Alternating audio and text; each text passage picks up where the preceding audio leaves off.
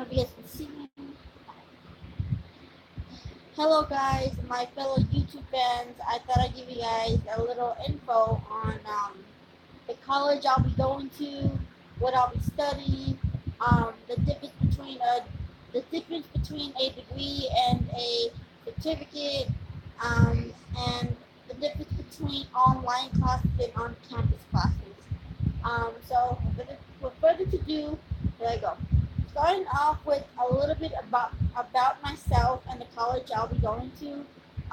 My 2018 school year, being a freshman, I'll be attending the Los Angeles Film School. But for the first 4 months, from December to let's see, November, December, January, February, March. So from September 4th till March, I'll be doing online classes so I can save up enough money to go out there and transfer out to the on-site campus. But what I'll be studying is bachelor in science and animation. Now what that is, it's a 36-month trial online. So for an example, in 2 months, if I decided that I don't want to study animation, I can always change it within the 36 months of my trial. Also, 36 months is 3 years. It's not four. I mean, a bachelor means 4 years, but I'll be taking it for 3 years, and then I'll get my degree. Um, what I'll also be doing is that um, I want to. The reason why I chose the Los Angeles Film School, there's a lot of colleges in California that I love applying to, that I love looking into. As long as it's in California, it makes me happy, and if it offers what I'm looking for, it's great.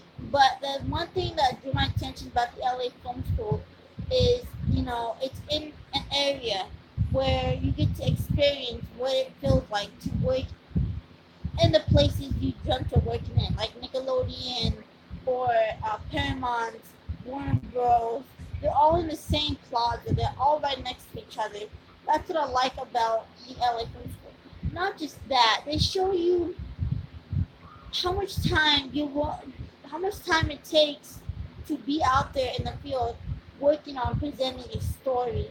Most colleges, they have you in the classroom taking notes, and then you use the notes within your videos or your animation. Here, they actually take you out of the class, and show you how much work you are dedicated putting into this career, um, and stuff like that. That's why I chose the LA Film School, specifically that school. In my animation, I like to do a variety of animations. I do like just shapes, circles, squares, and then I actually draw pretty good actual animated full body characters. Um, I do a variety of animations, uh, different types of techniques of animation, stuff like that. And I think going to the LA Film School, since they have so much to offer there, and so much you can learn, and so much you can gain from your learning experience, they can probably show me how to add something to my unique animated style. Um, what to expect within my cartoons in the future? Um, they're not just cartoons where you can turn on the TV and you can watch, but they're also cartoons that you can learn from. I want you to look at my cartoons and be like, man, this is a good cartoon. But also, I wish that I could be like that character, or I wish that um, that I could create cartoons one day, you know, or I totally relate to that character. I know what it feels like to be in that position. Um, I want to make this a cartoon that you haven't seen done before, situations you haven't seen done before, a variety of topics you haven't seen done before, um, but also in a way that's done in the um, simplest way as possible. That's what you can expect from me and my cartoons. Um, you might be wondering what type of television networks I want to produce my type of shows or cartoons. I would love to go towards Cartoon Network, and it you know, the past few years, yeah, some quite a few interesting cartoons, followed by the, huh? I don't know, you had it. Um, you know, Cartoon Network had pretty interesting combinations of cartoons. They had a regular show, Adventure Time, Amazing World of Gumball, Steven Universe, We Bear Bears, just a different variety types of cartoons for the past 4 years. And each one of them, I like to look at represent a different type of feeling and vibe to the show, uh, followed by teaching a life lesson. Um, one represents friendship, another one represents love and war, another one represents um, how you can be a superhero but still have fun. All these types of cartoons. I want mine to not just be one because they're superheroes or one because it's a cartoon, but you can also, get some sort of life lesson out of it, or relate to the characters one another. That's why I feel like Cartoon Network can produce it because they have so much of variety. You know, there are some shows you can watch because they're fun to watch, and some shows you can learn from, and then some shows it just because that's the only thing that's on. It's a variety of cartoons. Any cartoon you want, you can get from Cartoon Network. If you're looking for a life lesson with the cartoon, you can get from Cartoon Network. If you're looking for a cartoon just with superheroes or a comedy, you can get from Cartoon Network. Another thing, I like Disney XD.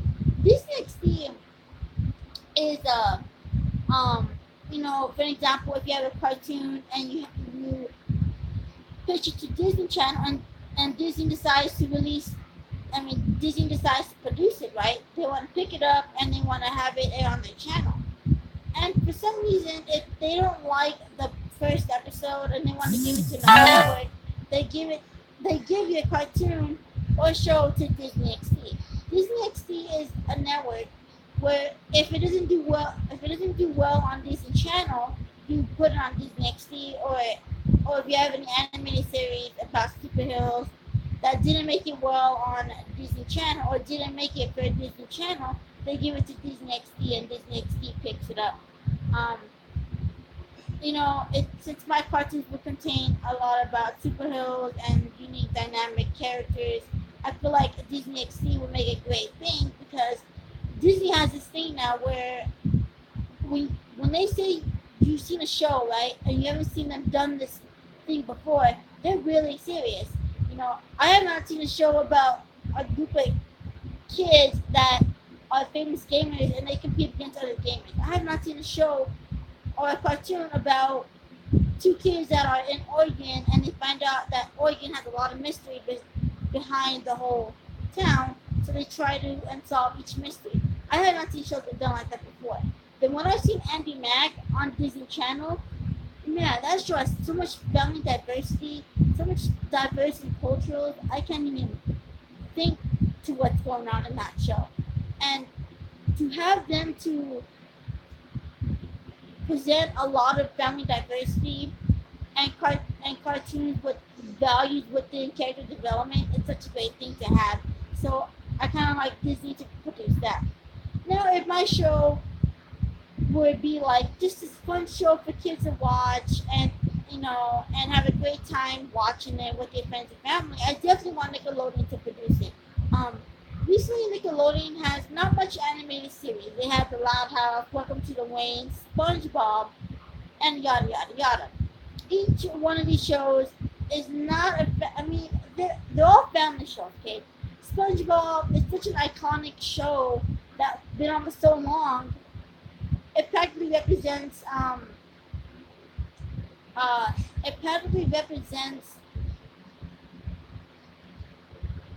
how funny characters can be in a cartoon.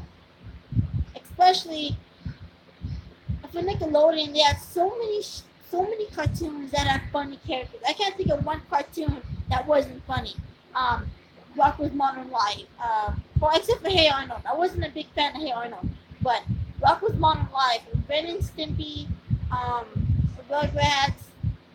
Even though if those characters weren't meant to be funny, they were still funny. You know, and they also had a kind of like adult vibe. You know, they'll have things that only adults can understand, but kids can watch because they're just such great shows. So if I wanted my show to have like just kind of kind of a family vibe where adults can enjoy, but kids can also watch with them, I would want Nickelodeon to produce it. Um, just because it's got that, you know, you can watch it and there's something about it and you don't know what about it. You just have a feeling where everybody can watch it of all ages. Nickelodeon should produce the cartoon or pick it up, you know. Um, and that's a little bit of what I want to do as a career and what you can expect, stuff like that. Now, going on to the difference between a degree and a certificate. A certificate is like you go to college, right, for like about a year or 18 months, right? And let's say you want to study veterinarian and you don't want to go 2 years or not even 4 years, but you want to get your school done faster. So you do this for about 18 months, which is about a year and a half, and then you finish it and they give you a certificate. With that certificate, you can go to any, let's say, hospital you want, right? They'll hire you, but it's not in the position you want.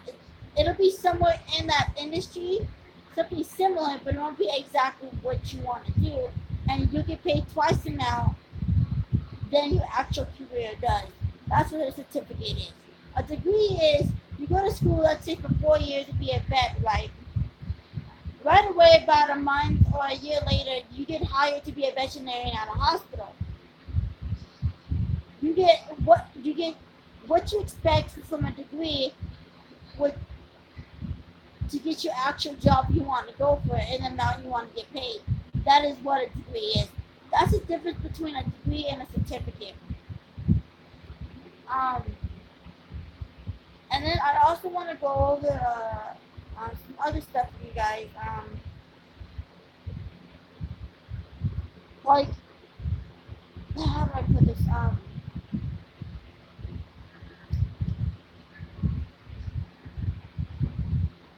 If you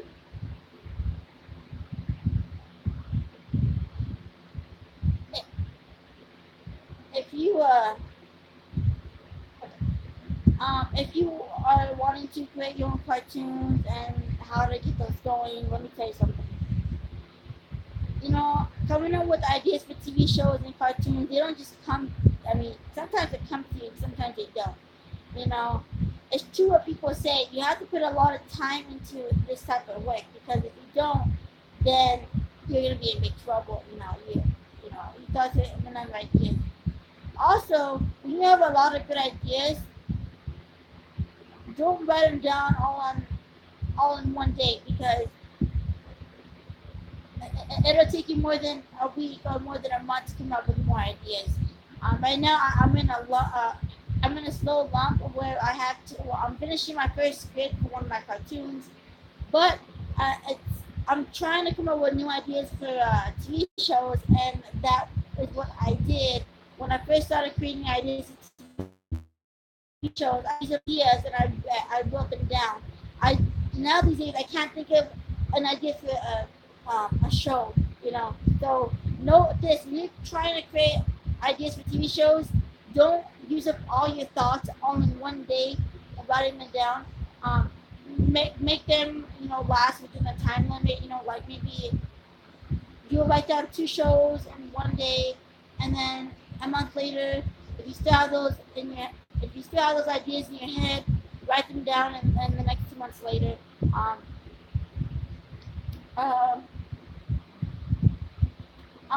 Another thing is let me give you advice on this is a little not related to the topic, but I want to give advice to people that are thinking about getting their first tattoo or are getting their first tattoo and haven't gotten it yet. If you want to get your first tattoo, a lot of people have different pain tolerance is.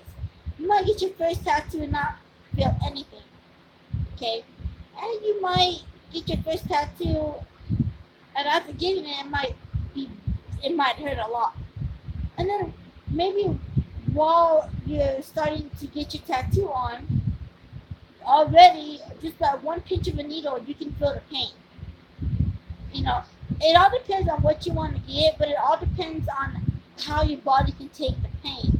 I had a friend, she's got some tattoos on her arms, even on her leg. She told me when she got her first tattoo, it didn't hurt that much. For me, it writing it, it hurt a lot. Especially when you're getting your first tattoo and the needle is in your skin. What you don't want to do is you don't want to hold your breath, okay? Even though if it feels right, you don't want to hold it in. I don't know why, you just don't want to hold it in. As much as it hurts to get it written and get it drawn on your arm, I didn't like the fact coloring it in. It felt like a bunch of needles were poking into your skin and you wanted to stop, but they didn't want to stop. They had to keep going. That's what it felt like, But the whole process of the tattoo is very painful. If you're wondering what I got my dog's name James on mine. See, James. Yeah, very permanent. See, it's James. I'm gonna get another one. Right here. Of one of my cartoon characters online here. But yeah, and another thing about creating cartoons or creating TV shows, you don't want to put your idea, like if you're talking about you creating your own cartoon, right, and how great your cartoon is, you don't want to give out the name and information on it, because if you do, you don't know what type of people are watching, because they could easily steal your idea, okay? Because there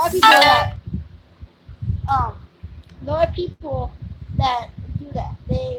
They will watch you talk about your great show and the name of it, and you read in the script, and then they'll be like, I'm gonna pitch that to Disney Channel, and if they like it, they're gonna say that person is a producer, and then when you see the news about it, you'd be like, I created that cartoon and it was my credit. That guy stole my idea.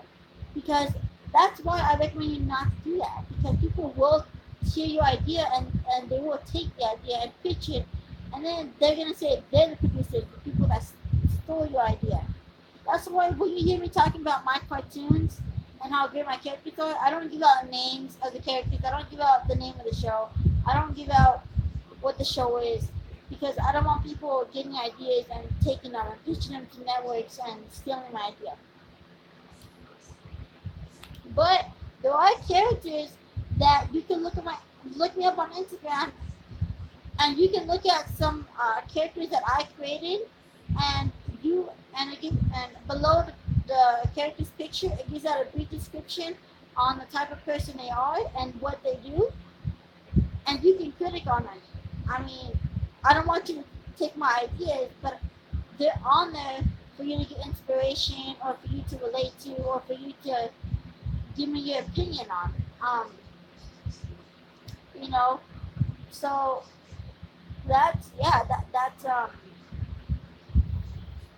so make sure that when you're telling people that you are creating a cartoon and it's a good one, you don't give out the name of the cartoon, don't give out the characters' names, don't give out the characters' personalities. Keep it on a download profile and just say it's a great cartoon, it's a unique one, and I can't wait for you guys to see it. I'm telling you this because there are people out there that will hear your idea, and then they'll write their version, and then they'll pitch it to a Fox, and Fox will say, I like the show, let's pick it up, because there are people like that. And I don't want you going through that. I definitely don't want to go through that, okay? You also might be wondering who I want to work with in the future, as far as in casting people, as far as in working with other producers, meeting producers. Like I said, I'm a big Danny Phantom fan, So I would love to work with or get advice from Butch Hartman himself. Another person is I love Dan Snyder shows. I hope to meet him and he can give me advice or at least be my co-producer and produce with me. Or maybe work with the creator and director of Steven Universe, Rebecca Sugar. What an amazing job, you know, being able to bring a character story to life in such a simple way. I love that concept. Butch Harmon, I love the way how he takes um, just bringing these likable characters to life and showing people that teen years can be rough. Even in the cartoon, you might not listen, but you can learn your lesson.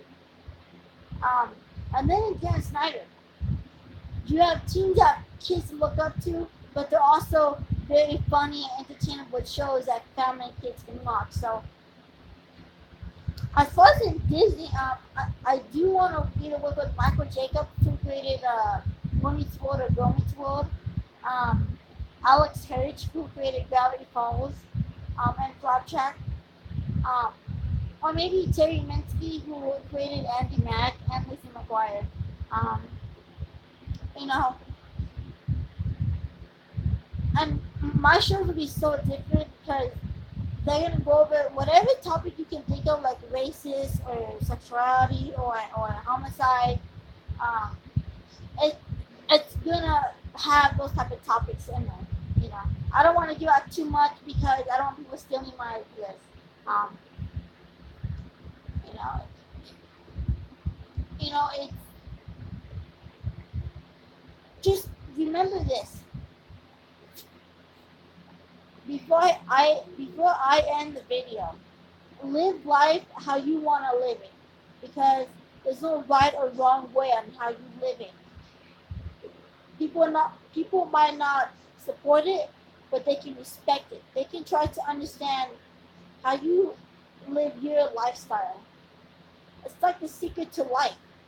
There's no right or wrong answer. It's how you live it to shape it. To, it's how you live it to shape it to form. Um, because no one can ever tell you that the way you live your life, the, the way you live it, what you want to do in life, there's nothing to do with it. As long as that makes you happy and that's what keeps you going every day, then let it be. Um, Please look at my YouTube channel and subscribe to it. Um, like as many videos as you can, even if you like them anyways. I definitely want you to check out my Instagram page. Look at my characters. I want you to tell me what you think about them, what you don't like about them. Um, and remember,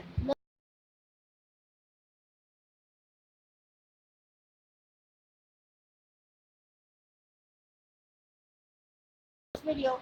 Bye.